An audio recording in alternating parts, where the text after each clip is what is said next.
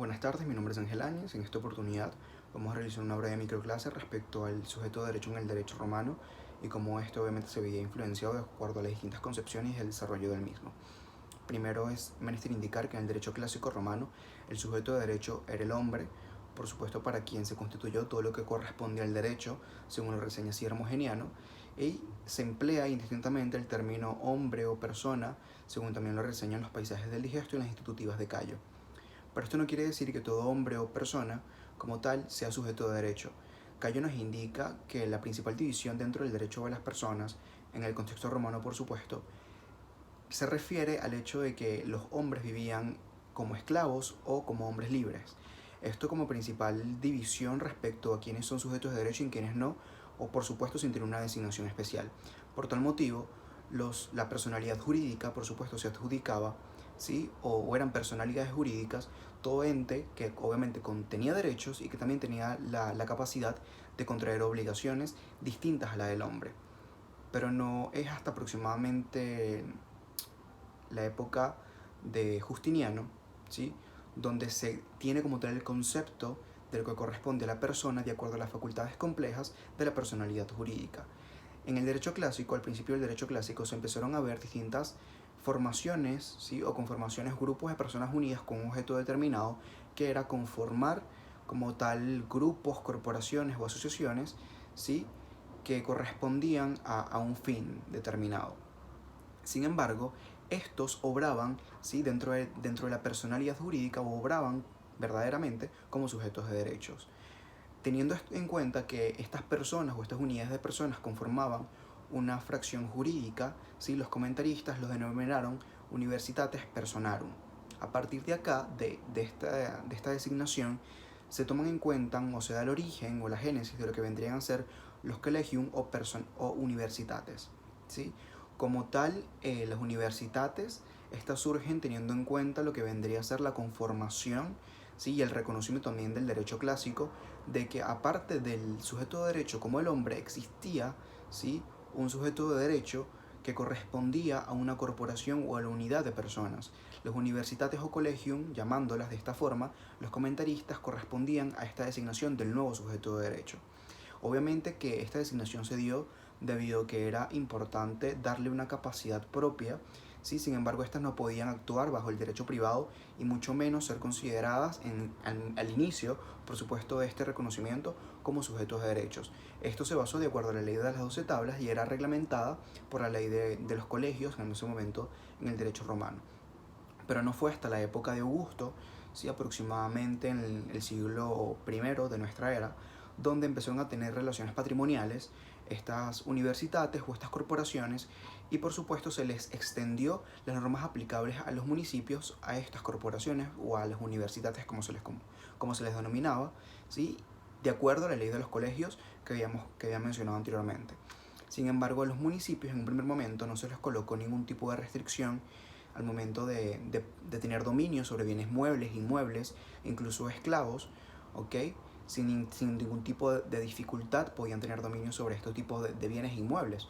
Por lo cual, o por supuesto, al no tener ningún tipo de dificultad y a no colocar restricciones, estos eran personas jurídicas, personalidades jurídicas, con derechos, que tenían la capacidad de tener bienes inmuebles, de contribuir con obligaciones y de también tener deberes, siendo obviamente personalidades jurídicas, como lo indiqué anteriormente, y que desde un momento antes incluso de que se les reconociera, obraban verdaderamente como sujetos de derecho.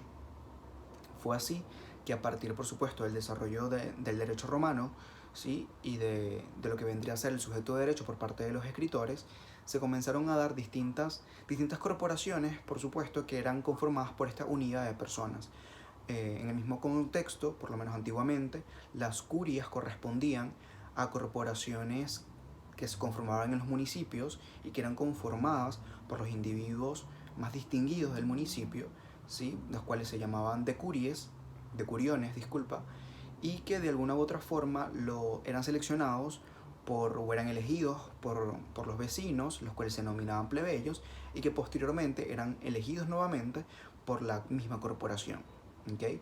Los jurisconsultos clásicos denominaban que las curias eran sí o sí una personalidad jurídica actuaban como sujetos de derecho, ya que tenían dominio sobre ciertos bienes, muebles, inmuebles, y vendría en una comparativa a formar parte de lo que vendría a ser un consejo legislativo municipal, que hoy en día lo podemos mencionar, pero que en ese momento en el derecho romano, en vista de los distintos comentarios, escritores y por supuesto teorías que se relacionaban respecto al sujeto de derecho, ya que el hombre en el derecho clásico al principio era el único reconocido como un sujeto de derecho, por supuesto las corporaciones empezaron a tener este tipo de dominio, también de deberes, de responsabilidades, ¿sí?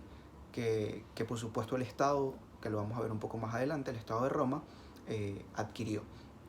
Sin embargo, al momento de hablar del Estado como sujeto de derecho, hay distinta divergencia respecto a este punto, debido a que muchos escritores se refieren a o descansan como tal la personalidad jurídica del Estado de Roma, hablándolo en particular porque hoy en día el Estado es el sujeto de derecho más importante que hay, pero hablando del Estado romano, en ese momento había mucha divergencia debido a que se indicaba, o algunos escritores indicaban, que la personalidad jurídica del derecho romano recaía en su patrimonio o en el fisco.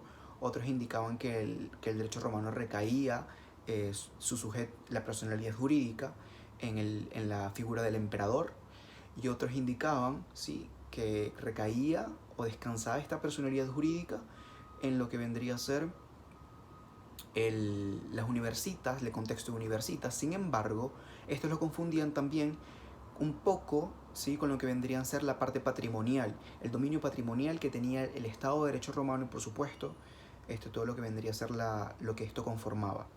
Sin embargo, obviamente a partir del tiempo y análisis posteriores, se indicó que el Estado del Derecho Romano podría o pudo ser una universitas, teniendo en cuenta la unidad que tenía, por supuesto, de las personas, el objetivo en común que correspondía, y también el estudio que se llevaba a cabo, ¿sí? Y por supuesto la cantidad de obligaciones y deberes que correspondían a sus facultades como Estado.